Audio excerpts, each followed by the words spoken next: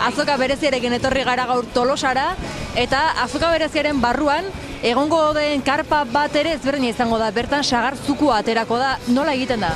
Bai, bueno, sagar zukua egiteko, sagarra trituradura moduko baten pasatzen da, hortik, sagar hori hartu eta ja prensa baten sartzen da.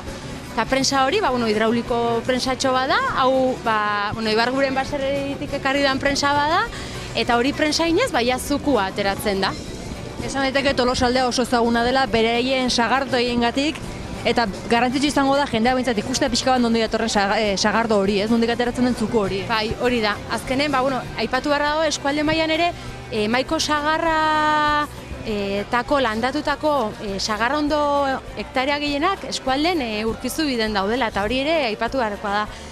Gero sagarrakin sagardoa egiteko, prozesu guzti honen ondoren ja fermentazioa datozte eta beste elaborazio bada. Baina produktua gordinen, sagarreko zuko horrekin sagar zumua lortuko genuke. Sagarrari dagokionez, garrantzitsua da sagar mota? Bai, sagar variedadek oso garrantzitsu die. Guain berez ez da sagar garaie, baina demostrazio egiteko, Jose Antoniok Errezileko baserritar batek ekarritako sagarrak erabili diteu, eta bi variedade erabili dira. Hemen sagar txikigua da, eta sagar zuku hori ere gutxixo ateratzen da, baina balio du sagar zuku hori iteko.